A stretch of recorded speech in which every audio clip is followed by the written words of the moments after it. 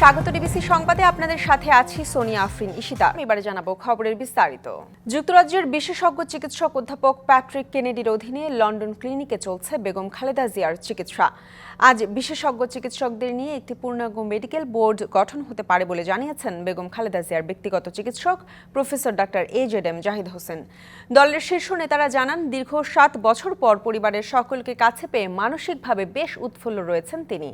এদিকে হাসপাতালে খালেদা জিয়ার জন্য নিজ হাতে করে খাবার নিয়ে যান তারেক রহমান ও পুত্রবধূ ডাক্তার জুবাইদা রহমান। এ সময় তাদের সঙ্গে ছিলেন ঢাকা থেকে যাওয়া চিকিৎসক ও দলীয় নেতারা।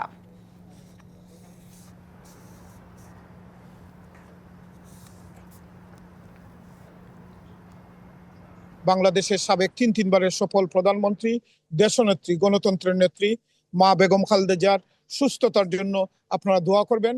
উনি আলহামদুলিল্লাহ এখন অনেক বেটার ফিল করতেছেন, কারণ দীর্ঘদিন পরে উনার সন্তান বাংলাদেশ জাতীয়তাবাদী দলের ভারপ্রাপ্ত চেয়ারম্যান মহোদয় এবং ওনার নাতনি ডাক্তার জুবাইদা রহমান সহ যারা নাতৃরা আছে এবং ওনাদেরকে পেয়ে উনি অনেক উৎফুল্ল, অনেক অনেক ভালো আছেন। বাংলাদেশে -2 ফর্মুলা অবান্তর ও ভিত্তিহীন, এটি কোনোভাবেই বাস্তবায়ন করতে দেয়া হবে না বলে জানিয়েছেন বিএনপির স্থায়ী কমিটির সদস্য মির্জা আব্বাস। স্থানীয় সময় শুক্রবার বিকেলে বাংলাদেশ বিমানের একটি ফ্লাইটে লন্ডনে পৌঁছে তিনি এসব কথা বলেন। সঙ্গে ছিলেন সহধর্মিণী মহিলা দলের নেত্রী আফরোজা আব্বাস। সাংবাদিকদের প্রশ্নের জবাবে তিনি আরও বলেন, দলের চেয়ারপারসনের চিকিৎসার খোঁজ খবর নিতে তিনি লন্ডনে এসেছেন। এ সময় তাকে স্বাগত জানান যুক্তরাজ্য বিএনপির সভাপতি MA মালিক, সহ সভাপতি মুজিবুর রহমান মুজিব, সাধারণ সম্পাদক কয়সর M আহমদ সহ অঙ্গ সংগঠনের নেতাকর্মীরা। -2 ফর্মুলা বহু পুরনো ফর্মুলা, এটা অকার্যকর। এই ফর্মুলা অকার্যকর, যে যত চেষ্টাই করুক অকার্যকর ফর্মুলা।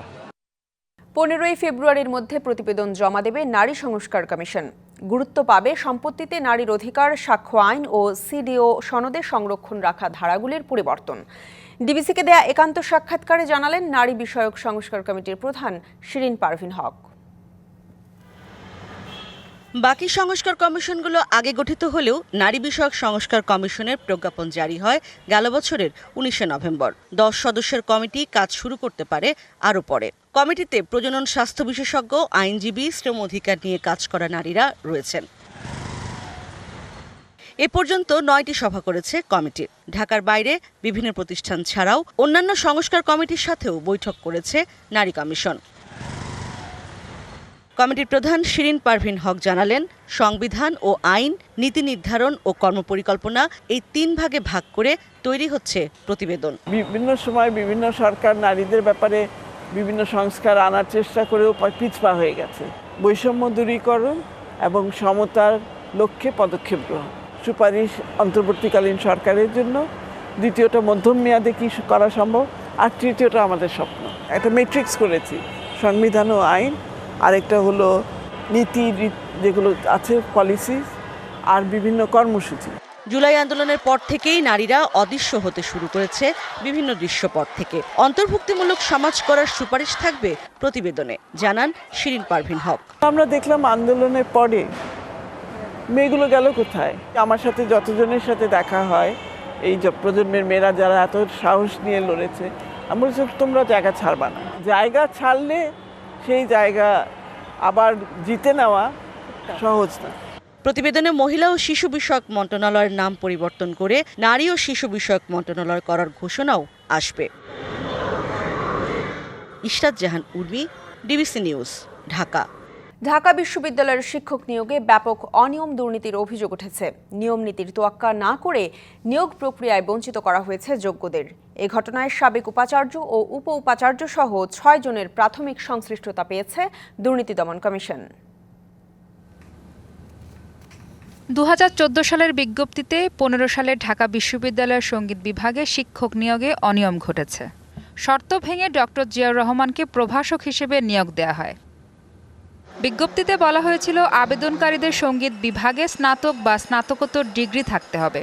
যোগ্য প্রার্থী থাকার পরও ইসলামের ইতিহাস বিভাগ থেকে নেওয়া হয় সঙ্গীত বিভাগে শিক্ষক। সঙ্গীতের বিষয়ে জিয়াউর রহমানের বেসিক কোনো ডিগ্রি নেই।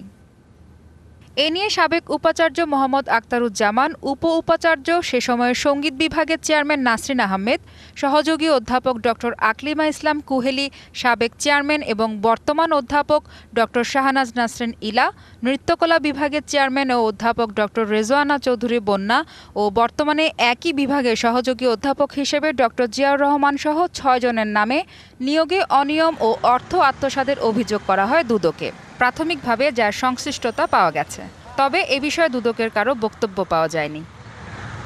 অভিযুক্ত জিয়াউর রহমান ছুটিতে, তার অফিসে তালা, ফোন নম্বর বন্ধ থাকা, যোগাযোগ করা যায়নি। কিছুক্ষণ পর আবার চেষ্টা করুন। ধন্যবাদ। তবে বিষয়টি নিয়ে কথা বলেছেন সে সময়ের উপাচার্য। এটা তো একটা বিশ্বায়িত ক্ষেত্র, এখানে তো রেজওয়ানা চৌধুরী বন্যাটনা এরা সবাই খ্যাতিমান শিল্পীরাই ছিলেন, তারপর তো একটা বিদেশি ডিগ্রি ছিল তার সংশ্লিষ্ট ক্ষেত্রে। এগুলো বিবেচনা করেই বোধহয় তাকে এটা দেওয়া হয়েছে। যে শর্ত ছিল সেই শর্তে পিএইচডি ডিগ্রিদারীদের ক্ষেত্রে যে শর্ত শিথিলযোগ্য এটাও বলা ছিল। কথা হয় সঙ্গীত বিভাগের সাবেক চেয়ারম্যানের সাথে, যার সাক্ষ্য গ্রহণ করা হয়েছে দুদকে। বিজ্ঞাপনের শর্ত অনুযায়ী ওনার অনার্স মাস্টার্স করা হচ্ছে ইসলামিক ইতিহাসে। আবেদন অনুযায়ী যারা ছিলেন সেখানে তো আমাদের বিভাগের শিক্ষার্থীরাও তো ছিলেন যারা অন্যান্য বিশ্ববিদ্যালয়ে শিক্ষকতা করছেন, তৎকালীন সময় করছিলেন। ডক্টর জিয়া আবেদন করেছিলেন সহকারী পদে, নিয়োগ পেয়েছেন প্রভাষক পদে, এখানেও অনিয়ম। যদি অনিয়ম হয়ে থাকে অতীতে, সেটা যথাযথভাবে তারা বিশ্লেষণ করে যে পদক্ষেপ গ্রহণ করার সমীচীন হবে সেটা নেওয়ার, সেই পদক্ষেপ গ্রহণ করার সবটুকু এখতিয়ার ঢাকা বিশ্ববিদ্যালয় আছে এবং সেই বলেই তারা কাজ করবে। আমার বিশ্বাস they will definitely take right step at the right moment. Dhaka বিশ্ববিদ্যালয় প্রশাসন নিয়োগ বিজ্ঞপ্তির নিয়ম না মেনে যদি শিক্ষক নিয়োগ দেন, তাহলে সংশ্লিষ্ট শিক্ষার্থীরা কি শিখবেন, তাদের ভবিষ্যৎ দাঁড়াবে কোথায় গিয়ে, প্রশ্ন সচেতন মহলের। জানা গেছে দায়ীদের বিরুদ্ধে মামলা সুপারিশ করে এরই মধ্যে কমিশনে প্রতিবেদন পেশ করেছে অনুসন্ধানকারী কর্মকর্তা। মাহফুজা বৃষ্টি, টিভিসি নিউজ, ঢাকা। মাঝারি শৈত্যপ্রবাহ কেটে মৃদু শৈত্যপ্রবাহ বয়ে যাচ্ছে উত্তরের জেলা পঞ্চগড়ের উপর দিয়ে।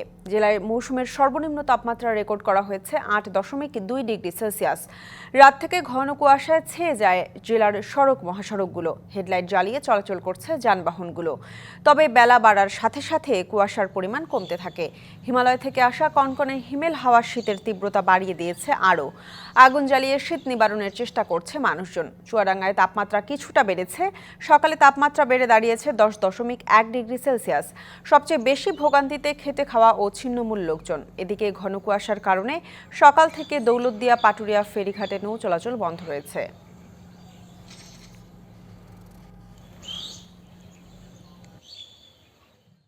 শীতের কারণে মানে এই গাছগুলা, আলুর গাছগুলো ককড়া লাগছে, পাতাগুলা মানে ককড়া লাগছে, এই কারণে বেশি করে ওষুধ মারতে হচ্ছে, নাকি আলু গাছ সব বাঁচানো যাবে না।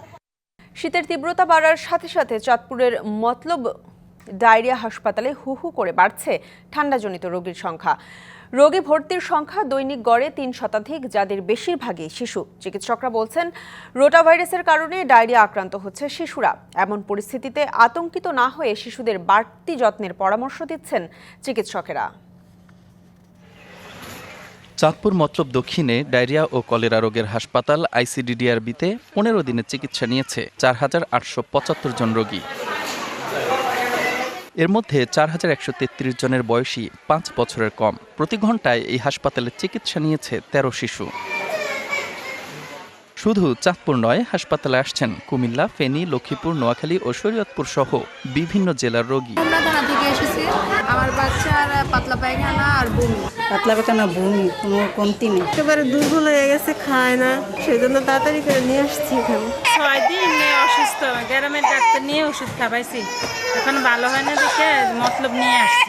অস্বাভাবিক কোনো উপসর্গ দেখা দিলেই শিশুকে নিকটস্থ স্বাস্থ্য কেন্দ্রে ভর্তির পরামর্শ চিকিৎসকদের। শিশুর যদি জ্বর বা খিঁচুনি থাকে এবং প্রস্রাব যদি অস্বাভাবিক কমে যায়, তাইলে অতি সত্বর শিশুকে নিকটস্থ স্বাস্থ্যকেন্দ্র, সরকারি বেসরকারি যে কোনো স্বাস্থ্যকেন্দ্রে ভর্তি করবে। বিশেষজ্ঞ চিকিৎসকরা বলছেন, শীতে শিশুদের রোটাভাইরাস জনিত রোগে আক্রান্ত হওয়ার সম্ভাবনা বেশি, তবে আতঙ্কিত না হয়ে দিচ্ছেন বাড়তি পরিচর্যার পরামর্শ। আতঙ্কিত হওয়ার কোনো কারণ নাই। অবস্থার অবনতি হলে নিকটস্থ উপজেলা হেলথ কমপ্লেক্সে যোগাযোগ করতে পারেন। আমাদের হাসপাতালে পর্যাপ্ত স্যালাইন, চিকিৎসা সামগ্রী এবং আমরা অতিরিক্ত বেডের ব্যবস্থা করেছি।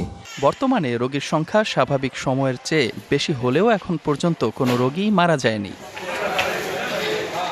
DBC news desk. হঠাৎ ভ্যাট বাড়ানোর সিদ্ধান্তে রাজস্ব আয় বাড়ানোর পরিবর্তে কমতে পারে বলে মনে করছেন সাধারণ মানুষ থেকে বিভিন্ন খাতের ব্যবসায়ীরা। ব্যবসায়ী প্রতিনিধিদের সাথে আলোচনা না করে এমন সিদ্ধান্তে নেতিবাচক প্রভাব পড়বে জানান তারা বলছেন, ক্রয় ক্ষমতা কমে যাওয়ার পাশাপাশি নতুন করে সংকটে পড়তে পারে দেশের অর্থনীতিও। দেশের ৯২% আমদানি রপ্তানির পণ্য পরিবহন হয় চট্টগ্রাম বন্দর দিয়ে। গেল বছর রাজনৈতিক অস্থিরতা ও ডলার সংকটের মধ্যেও পণ্য পরিবহনে রেকর্ড করেছে বন্দর। তবে রাজনৈতিক পট পরিবর্তনের পর ব্যবসা খাতে লাগে বড় ধরনের পরিবর্তন। সেই লোকসান কাটিয়ে ওঠার আগেই ভ্যাট বাড়ানোর সিদ্ধান্ত যেন মরার উপর খাড়ার ঘা। ভ্যাট ও সম্পূরক শুল্ক বাড়ায় সাধারণ মানুষের দৈনন্দিন জীবনযাপন ব্যয় আরেক দফা বেড়ে যাওয়ার শঙ্কায় রয়েছেন তারা। হঠাৎ করে এতগুলো পণ্যের দাম বৃদ্ধি হওয়াতে মানুষ তো অস্থিরতায় পড়ে গেছে। এত তাড়াহুড়া তো এগুলো করার প্রয়োজন ছিল না। এইভাবে বাড়লে তো আমাদের কষ্ট হয়ে যাবে, যেহেতু আমাদের চেলা এটা বাড়াবে না মালিক। এই ধরনের বাড়ানোটা উচিত না আমি মনে করি। সরকারের এই সিদ্ধান্তে বিস্মিত ও ক্ষুব্ধ চট্টগ্রামের বিভিন্ন খাতের ব্যবসায়ীরা। নিরবচ্ছিন্ন গ্যাসের সরবরাহ নিশ্চিত না করেই দাম দ্বিগুণেরও বেশি বৃদ্ধির প্রস্তাবে চ্যালেঞ্জের মুখে পড়েছে শিল্প খাত। এতে উৎপাদন ব্যয় বাড়ার সঙ্গে পণ্যের দামও বাড়ার শঙ্কা করছেন ব্যবসায়ী নেতারা। অযৌক্তিকভাবে যে কর এবং ট্যাক্সের হার বাড়িয়ে দেয় এবং সাথে সাথে আমাদের গ্যাসের যেই মূল্য তাতেও বাড়ানো হয়েছে, তো সব কিছু মিলে আমাদের ইনভেস্টমেন্টের জন্য এটা একটা নেগেটিভ সিগন্যাল বলে আমরা মনে করছি। আমার মনে হয় সরকারের ভেবে দেখা উচিত, এর মাধ্যমে আমাদের সাধারণ জনগণের অনেক ভোগান্তি হবে। এই মুহূর্তে ভ্যাট বাড়ানো কোনোভাবেই সমর্থনযোগ্য নয় বলে জানান ক্যাবের নেতারা। এই বিষয়টি পুনর্বিবেচনা করা উচিত। 18 কোটি মানুষের স্বার্থ চিন্তা করে এবং নিম্ন প্রান্তিক আয়ের মানুষের কথা চিন্তা করে এই জায়গা থেকে যদি আমরা বের হয়ে না আসি, তাহলেই কিন্তু মানুষের ভিতর ক্ষোভের যন্ত্রণা বাড়বে। বর্তমান পরিস্থিতিতে এমন মূল্য বৃদ্ধি সামগ্রিক বিনিয়োগের পরিবেশকে ক্ষতিগ্রস্ত করার পাশাপাশি নতুন শিল্প স্থাপনের সম্ভাবনা কমাবে বলে মনে করছেন সংশ্লিষ্টরা। DBC news desk. Gazipur city কর্পোরেশনের টঙ্গী জোনে জন্ম নিবন্ধন সংশোধনে হয়রানি হতে হচ্ছে সেবাগ্রহীতাদের। তাদের অভিযোগ, হামিদা আক্তার নিশির নিয়ন্ত্রণে জন্ম নিবন্ধনের কাজে নিয়োজিত পুরো দল। তবে নিশির বিরুদ্ধে ব্যবস্থা নেওয়ার আশ্বাস দিয়েছে প্রশাসন। জাল সনদ বা পরিচয়পত্র দিয়ে জন্ম নিবন্ধন করা হচ্ছে গাজীপুর সিটি কর্পোরেশনের টঙ্গী জোনে। তবে বৈধভাবে এ কাজ করাতে গেলেই হতে হচ্ছে হয়রানির শিকার। অনিয়মের বিরুদ্ধে কথা বললেই বেড়ে যায় ভোগান্তির মাত্রা। কম্পিউটার দোকানে গেলে বলে যে তোমরা যেহেতু এত হয়রানি হইতেছো, তাহলে আমার কাছে 1000-2000 টাকা দাও, আমি সব তথ্য দেবো, তোমার 10 দিন বা 15 দিন পর তুমি আসি নিয়ে যাই। আমার জন্ম 2টা হয়ে গেছে, 2টা হলে একটা তো ক্যান্সেল এমনি হয়ে যাওয়ার কথা, ক্রসম্যাচ করার বিষয়টা। আমি এটা নিয়ে ভোগান্তি আজকে দীর্ঘদিন ধরে দৌড়াচ্ছি। একটা মধ্যস্থতা ভোগী আছে যেটা আমরা জানি না, নিশ্চিত কেউ আছে, তা না হলে কেন কাজটা হবে না। তবে এ বিষয়ে দায় নিতে নারাজ জন্ম নিবন্ধনের কাজে নিয়োজিত কর্মচারীরা। এখনো দালাল আসে, কিন্তু আমরা ধরতে পারতেছি না দালালরা কেন এরকম করে জমা দিচ্ছে আর আমাদের নামে কেন তো হিউমার ছড়াচ্ছে। ভুল আমরা কেন করব? ওই যে বললাম না, অজান্তে হয়ে যায়, ইচ্ছাকৃত না, এটা আমরা জানি না এটা ফেক নাকি।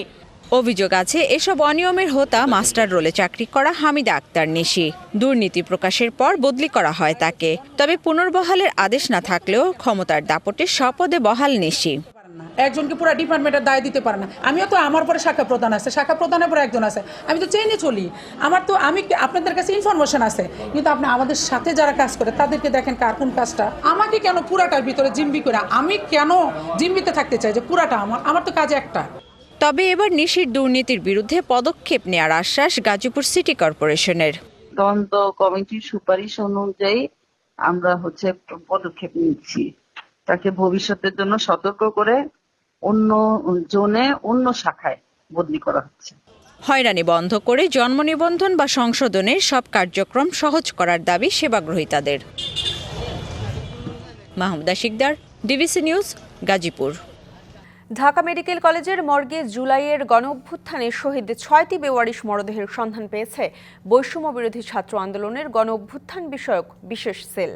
ময়নাতদন্ত প্রতিবেদনে তাদের মধ্যে আঘাতজনিত কারণে ৫ জনের এবং উপর থেকে নিচে পড়ে ১ জনের মৃত্যু হয়েছে উল্লেখ করা হয়েছে।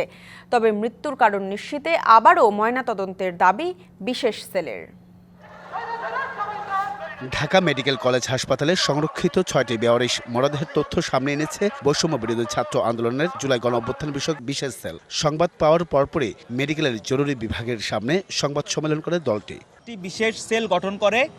এ সময় লিখিত বক্তব্যে সেলের সম্পাদক জানান ৬টি মরদেহই গণঅভ্যুত্থানের সময়ের, তাই তাদের মৃত্যুর কারণ নিশ্চিত করতে আবারও ময়নাতদন্তের দাবি জানান তিনি। যারা জুলাই গণহত্যায় আমাদের উপর আঘাত করেছিল এরকম কেউ যদি চলে আসে আমরা এটা এখান থেকে বের করার জন্য সুপারিশ করব এবং যারা তালিকার মধ্যে তাদের স্থান দিল এদেরকে বিচারের আওতার জন্য এবং পুনঃতদন্ত করার জন্য আমরা কাজ করব। এ সময় অভ্যুত্থানে অংশ নেওয়া পরিবারের কেউ নিখোঁজ থাকলে গণঅভ্যুত্থান বিষয়ক সেলের সাথে 0162324187 নম্বরে যোগাযোগ করার আহ্বান জানান তিনি। সুষ্ঠু ময়নাতদন্তের দাবিও জানান আরেক সদস্য নাফিসা ইসলাম। ময়নাতদন্তে যেটা লেখা আছে যে আঘাতজনিত কারণে মৃত্যু, আমরা চাই এটা সুস্থ ময়নাতদন্ত হোক এবং সুষ্ঠুভাবে কি কারণে মারা গেছে সেটা নিশ্চিত করবে আমাদেরকে ঢাকা মেডিকেল কলেজ হাসপাতালের মর্গে রাখা হয়েছে মরদেহগুলো। Ariful Islam, DBC news, Dhaka. ১৬ বছর ধরে বৈষম্যের শিকার মুন্সিগঞ্জের শহীদ জিয়াউর রহমান উচ্চ বিদ্যালয়। সাবেক প্রেসিডেন্ট জিয়াউর রহমানের নাম জড়িয়ে থাকায় আওয়ামী লীগ আমলে বিদ্যালয়টি পায়নি কোনো উন্নয়ন বরাদ্দ। জরাজীর্ণ ভবনে হচ্ছে পাঠদান। স্থানীয় শিক্ষানুরাগীদের উদ্যোগে ১৯৯৪ সালে প্রতিষ্ঠিত হয় মুন্সিগঞ্জের গাবীবাজারে শহীদ জিয়াউর রহমান উচ্চ বিদ্যালয়। ২০০২ সালে বিদ্যালয়টিকে এমপিওভুক্ত করে তৎকালীন সরকার। তবে ২০০৮ সালের পর আর বিদ্যালয়টিতে কোনো সরকারি বরাদ্দ আসেনি। উন্নয়ন বরাদ্দ না পাওয়ায় বেহাল প্রতিষ্ঠানটি।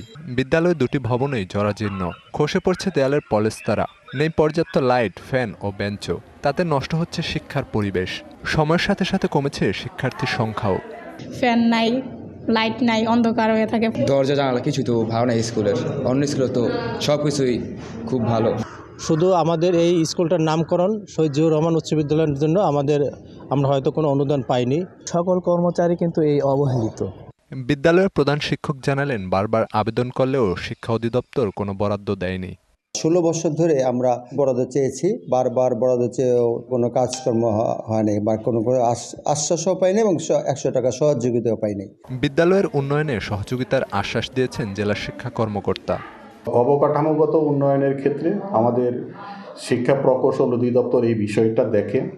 আমরা একাডেমিক ফাংশনটাই মূলত দেখে থাকি। আমার তরফ থেকে যদি কোনো ধরনের সহযোগিতা প্রয়োজন হয় তাহলে আমি অবশ্যই সেখানে নক করব। প্রয়োজনীয় অনুদানের জন্য সংশ্লিষ্ট দপ্তরে আবেদন করা হয়েছে বলে জানিয়েছে জেলা শিক্ষা প্রকৌশল অধিদপ্তর। কিছুদিন আগে ওটা ভিজিট করছি, ওটা ওই যে আমার যে প্রধান প্রকৌশলী মহোদয় ওনার সাথেও কথা হয়েছে, ওটা ওই যে নতুন যে কর্মসূচি ওখানেই ওটা আসবে। আপনাদের প্রতিষ্ঠান প্রধান যেরকম চাহিদা দিয়েছে ওভাবে আসবে। শিক্ষার পরিবেশ ফিরিয়ে আনতে ভবন সংস্কার, নতুন ভবন নির্মাণ সহ সরকারিকরণের মাধ্যমে প্রতিষ্ঠানটিকে নতুন রূপ দেওয়ার দাবি স্থানীয়দের। DBC news desk. ফরিদপুরে শুরু হয়েছে 2 দিনব্যাপী পিঠা উৎসব। শুক্রবার সন্ধ্যায় নগরীর কোর্ট চত্বরে উৎসবের আয়োজন করে সাহিত্য উন্নয়ন সংস্থা।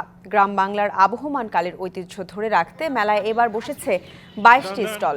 এতে শহরের বিভিন্ন এলাকার উদ্যোক্তারা নানা ধরনের পিঠার পসরা সাজিয়ে বসেছেন। এসব স্টলে পাওয়া যাচ্ছে পাকন পিঠা, পুলি পিঠা, পাটিসাপটা, চিতই, ধুপি পিঠা ও খেজুর পিঠা সহ নানা ধরনের পিঠা। স্টল ঘুরে দর্শনার্থীরা স্বাদ নিচ্ছেন নানা জাতের পিঠার। গ্রাম বাংলার ঐতিহ্যের সাথে মানুষকে পরিচিতি করতে এমন আয়োজন বলে জানায় সাহিত্য উন্নয়ন সংস্থা। পিঠা, তারপরে ভাজা পিঠা, পাটিসাপটা পিঠা আছে, চিতই পিঠা বলছি। গ্রামীণ যে পিঠাগুলো এখানে আসলে সেটা স্বাদ পাবেন আপনারা। বাংলাদেশের আবহমান ঐতিহ্য তুলে ধরার জন্য এই পিঠা উৎসবের আয়োজন করেছে। যুক্তরাষ্ট্রের লস অ্যাঞ্জেলেস কাউন্টির পূর্ব ও পশ্চিম প্রান্তের দুটি দাবানলের আগুন নিয়ন্ত্রণে আনতে শুরু করেছে দমকল কর্মীরা। কয়েকদিন ধরে চলা ঝোড়ো বাতাস কমে আসায় শুক্রবার লস অ্যাঞ্জেলেসের আগুন নিয়ন্ত্রণে আসতে শুরু করেছে। লস অ্যাঞ্জেলেস শহরের পশ্চিম প্রান্তের প্যালিসেডস এলাকা ও পূর্বাঞ্চলের ইটন শহরের আগুন নিয়ন্ত্রণে অগ্রগতির কথা জানিয়েছে দমকল বাহিনী।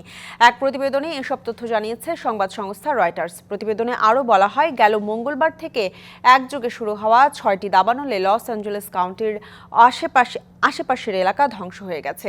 এতে অন্তত 11 জন নিহত হয়েছে এবং 10,000-এরও বেশি অবকাঠামো ধ্বংস হয়েছে। এই সংখ্যা আরও বাড়তে পারে বলে আশঙ্কা করা হচ্ছে।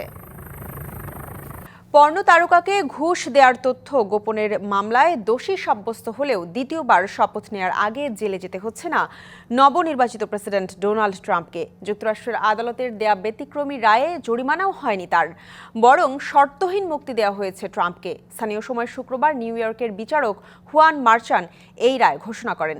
যুক্তরাষ্ট্রের আইনে ঘুষের মামলায় সর্বোচ্চ 4 বছর কারাদণ্ডের সাজা হতে পারত ট্রাম্পের। শর্তহীন মুক্তি এমন একটি পদক্ষেপ যাতে আসামিকে দোষী সাব্যস্ত করে বিচারকের রায় বহাল থাকবে, তবে তার উপর কোনো বিধিনিষেধ আরোপ করা হবে না। ওই মামলায় অভিযোগ করা হয়, সাবেক পর্নোতারকা স্টর্মি ড্যানিয়েলসের সঙ্গে যৌন সম্পর্ক হয়েছিল ট্রাম্পের। 2016 সালের প্রেসিডেন্ট নির্বাচনের আগে ওই সম্পর্কের কথা গোপন রাখতে স্টর্মিকে ঘুষ দিয়েছিলেন তিনি। ঘুষের তথ্য নিজের ব্যবসায়িক নথিপত্রে উল্লেখ করেননি ট্রাম্প। এ মামলায় গত বছরের মে মাসে দোষী সাব্যস্ত হন তিনি।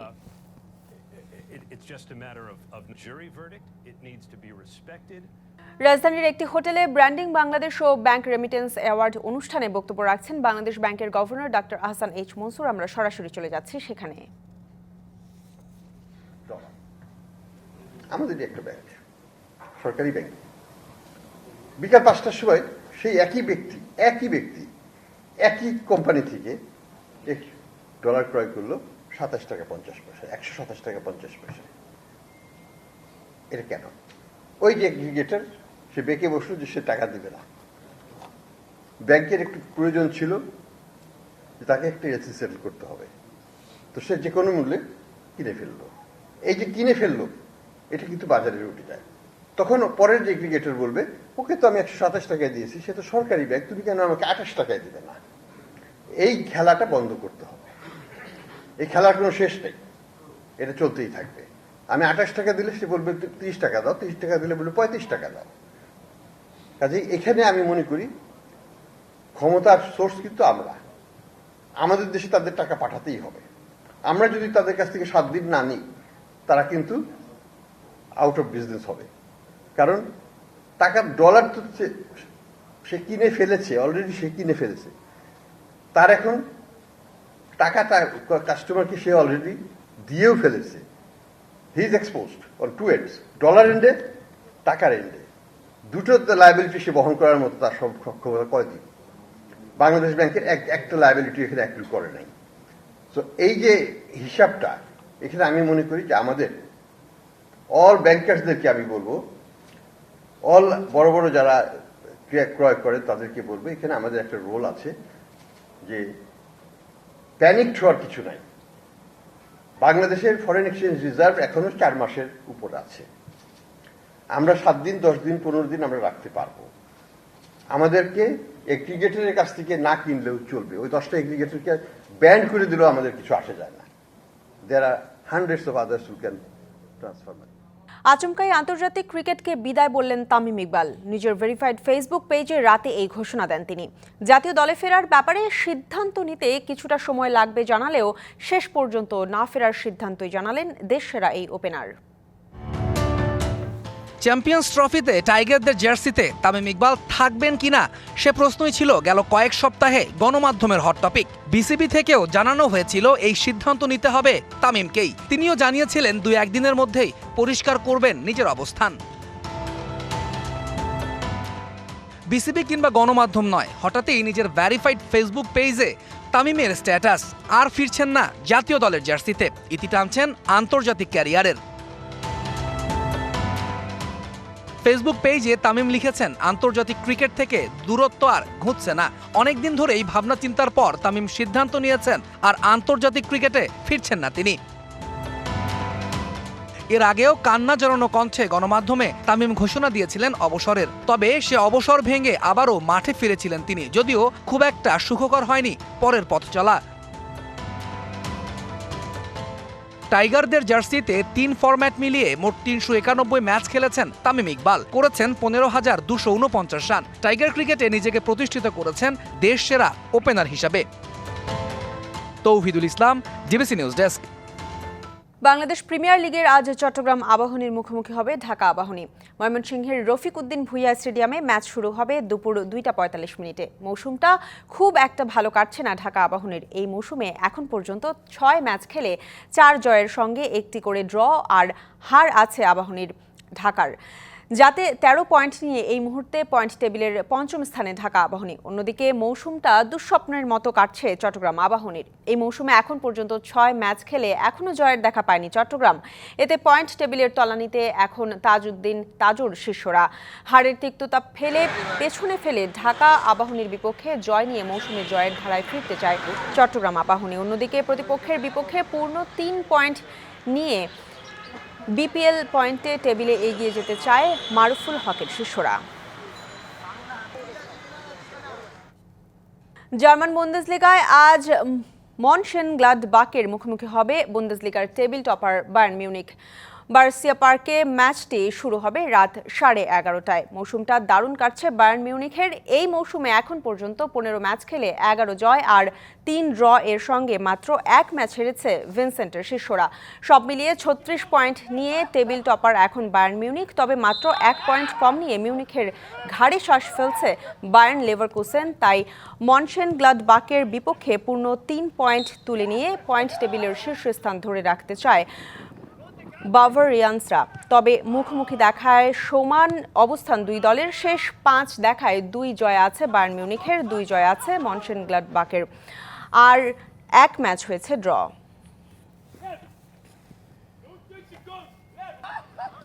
ডিবিসি সংবাদ এই ছিল এখনকার মতো। ডিবিসি নিউজের সংবাদগুলো পড়তে ভিজিট করুন dbcnews.tv আর ভিজিট করুন ডিবিসি নিউজের ফেসবুক পেজ এবং ইউটিউব চ্যানেল। ডিবিসির সঙ্গে থাকুন।